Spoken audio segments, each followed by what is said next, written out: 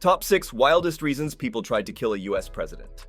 Before we start, I would like you to hit that red subscribe button so that you never miss out on any of our videos. Hey guys, what's up?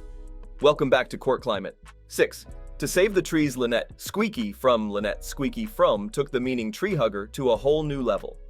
Squeaky is more famous for her connection to the infamous Manson family than she is for her ill-fated attempt on President Gerald Ford's life in 1975, but the two are inherently related.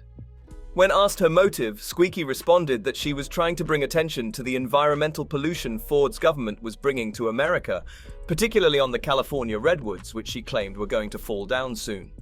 This is in line with ATWA, a belief system held by Manson himself, which claims that the environment holds the balance of the earth.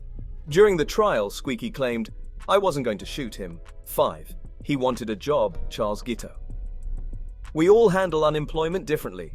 Charles Guiteau handled it by using all his spare time plotting to kill the president, James Garfield. Despite having absolutely no political experience, Guiteau spent much of his free time, of which he had a lot, remember, no job, campaigning for whichever politician he was rooting for at the time. In 1880, his interest peaked in the Stalwart Party, resulting in his penning a speech in favor of Ulysses S. Grant called Grant Against Hancock. When James Garfield ended up winning the Republican nomination, Guiteau literally just switched the name Grant for Garfield and read the speech out loud a few times to passers-by. For this labor, Guiteau felt he deserved part of the credit when Garfield became president.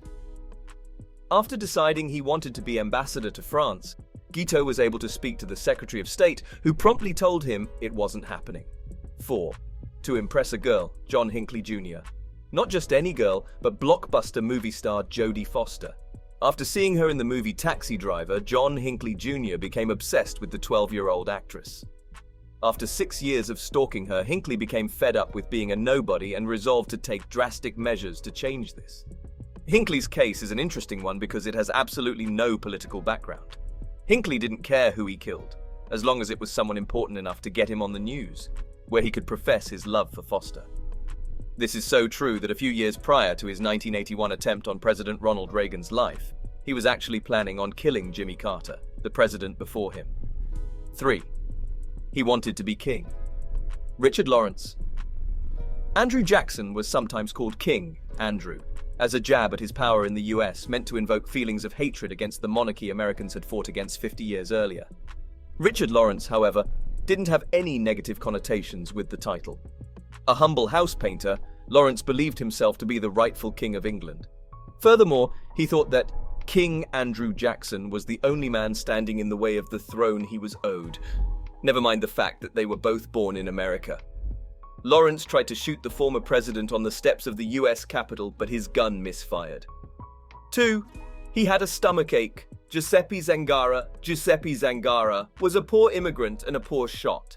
He shot 8 rounds from his gun, aiming for President-elect Franklin D. Roosevelt, and ended up hitting 5 people, none of them FDR. Why did he feel the need to hurt one of the most beloved US politicians of all time? Well, it really boils down to this. Giuseppe's stomach hurt. No, really. He had been suffering from chronic pain in his stomach for years, which doctors told him was incurable. Desperate to have someone to blame for his constant torture, Zangara reasoned that capitalism made him poor, forced him to do physical labor for money throughout his life, and that labor was what caused the stomach pain. 1. A ghost told him to, John Schrank. Many people know the story of the time Teddy Roosevelt was shot in the chest in the middle of a speech and continued to finish the speech. Not as many know the story behind why Bavarian immigrant John Schrank shot him in the first place. Maybe that's because it's a little, well, silly. Schrank claimed he tried to kill him because he had a dream where the ghost of former President William McKinley pointed to Roosevelt and told Schrank that Roosevelt had killed him and that Schrank needed to avenge his death. In Schrank's defense, there's a bit of context to this. Roosevelt became president due to the sudden assassination of McKinley by Leon Czolgosz, who is not on this list.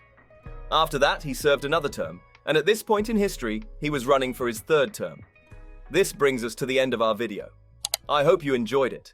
Hit like if you did, and don't forget to subscribe.